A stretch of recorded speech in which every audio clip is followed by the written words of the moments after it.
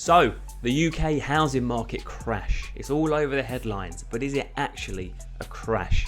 I'm going to talk you through that right now. I think the media headlines love to scare people into negativity, and I think with these kind of things you need to be pragmatic about it and look at the facts, because I think a lot of the time you can read headlines and it can potentially make you lose your dream property. So let's jump into it right now. So in this video, I want to break it down into 3 sections really. The first one, what is a crash? Let's talk about that. The second point is I want to try and get you thinking a bit more pragmatic about it rather than the fearful headlines in the media. And the third part is I want to share with you some things that may actually surprise you. These are the things that the headlines aren't sharing. Okay, so what is a crash? Now, according to this definition, I googled it. Apparently, a crash is defined as when you've got homeowners at scale having to sell homes for less than they want to. I think that's a fair definition.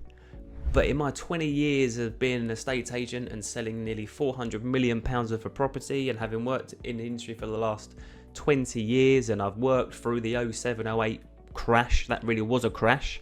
I'll come on to that in a minute. What I know is most people end up selling their house for what less than they really wanted to. So does that mean that we're always in a property market crash?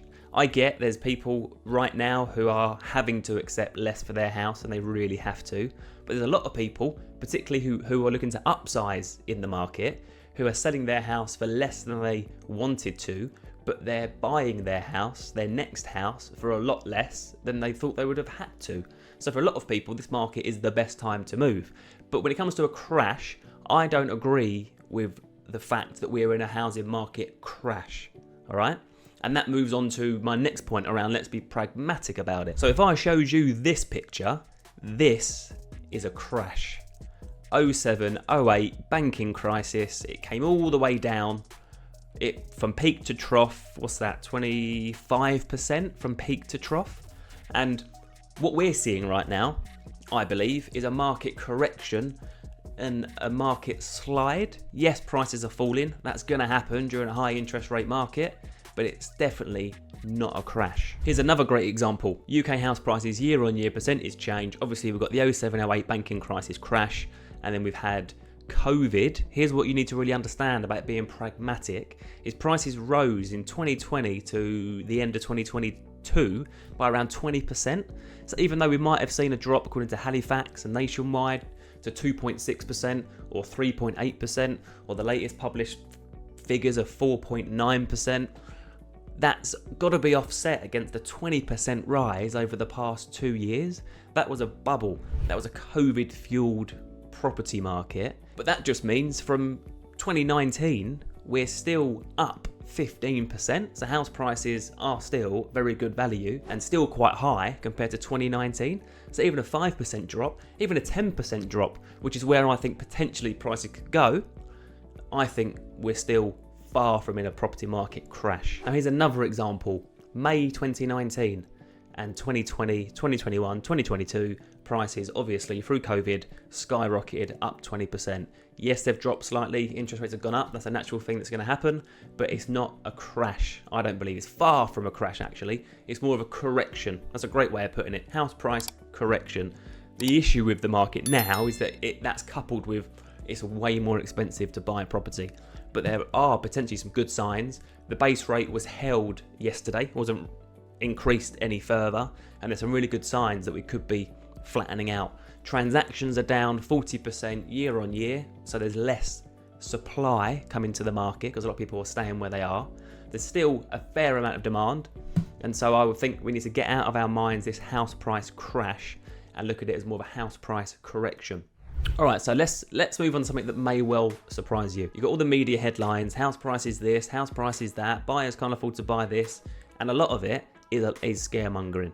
What we're seeing on the front line in my estate agency, Power Bespoke, in the last 2.5 months, we've agreed 22 property sales, right? Yes, that's lower than last year because there's less volume and there's less people deciding to move at the minute because it's more expensive.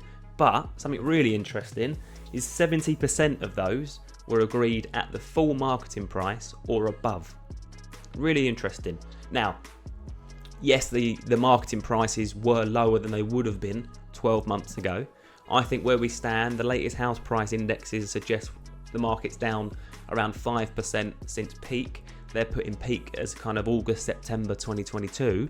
I think the real price falls are around 10%.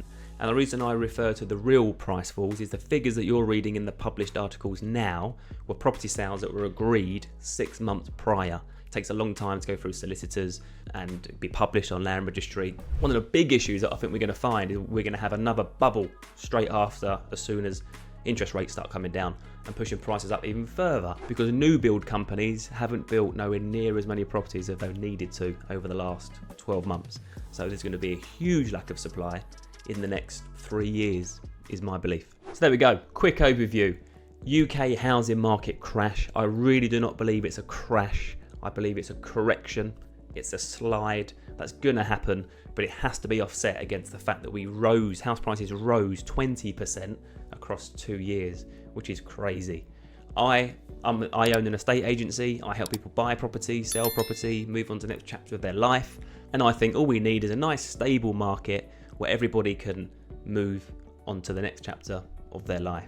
So what do you think? Leave a comment below. Do you think house prices are going to crash 30%?